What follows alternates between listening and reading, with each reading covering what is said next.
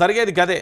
ఏదో వీళ్ళు చేస్తా అంటారు కానీ ఏది లేదు. ఇక నిన్న మెహబూబాద్ ఎస్పీ ఆఫీస్ ఎదుట బైఠాయించిన ఎంపీ వద్దిరాజు రవిచంద్ర, ఎమ్మెల్సీలు సత్యవతి రాథోడ్, తక్కలపల్లి రవీందర్రావు, పోచంపల్లి శ్రీనివాసరెడ్డి, మాజీ ఎంపీ జిల్లా పార్టీ అధ్యక్షురాలు మాలోస్తు కవిత, మాజీ ఎమ్మెల్యే శంకర్ నాయక్.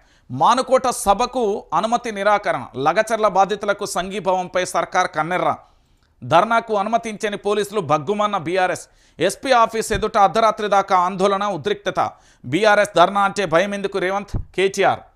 తాత్కాలిక వాయిదా, త్వరలో 50,000 మందితో మహాధర్నా, బీఆర్ఎస్ నేతల వెల్లడి అంటూ కూడా చెప్పిన పరిస్థితి కనబడుతుంది.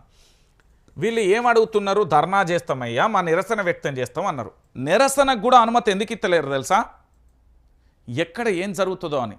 లగచర్ల గ్రామానికి సంబంధించి దాంతోపాటు మరో గిరిజన పల్లె మీద, మరో గిరిజన మహిళల మీద, మరో గిరిజన కుటుంబాల మీద ఎలాంటి దాడి జరగకుండా ప్రభుత్వానికి తమ నిరసన వ్యక్తం చేసేందుకు మీరు ఇట్లా చేస్తే పద్ధతి కాదనే కోణంలో వీళ్ళు ధర్నా చేస్తా, నిరసన కార్యక్రమాన్ని వ్యక్తం చేస్తా అంటే అక్కడ ఎస్పీ గారు ఈరోజు 144 సెక్షన్ పెట్టడంతో పాటు దాంతోపాటుగా పూర్తి స్థాయిలో నిషేధాజ్ఞలు కూడా ఆర్డర్ కాపీ కూడా రిలీజ్ చేసిరు.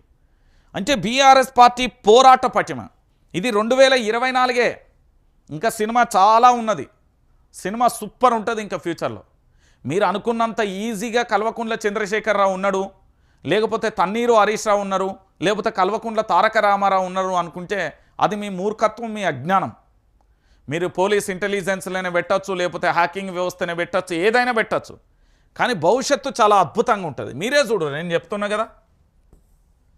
ఇక మరో అంశం, మహబూబ్ నగర్ జిల్లా సంబంధించి లక్ష్మీపురం వద్ద బుధవారం రైతులతో మాట్లాడుతున్న మాజీ మంత్రి హరీష్ రావు, పక్కనే మాజీ మంత్రి శ్రీనివాస్ గౌడ్, బీఆర్ఎస్ నేతలు అంటూ చూడొచ్చు. ఏంది కల్పవృక్షం కేసీఆర్, కల్పు మొక్క రేవంత్ రెడ్డికి కేసీఆర్ భయం పట్టుకున్నది. ఆయన కలలో కూడా కేసీఆరే వస్తుండు. సీఎం నోటికొచ్చేవి ఓట్ల లేదా తిట్ల, ముఖ్యమంత్రి మాట్లాడే భాష ఇదేనా?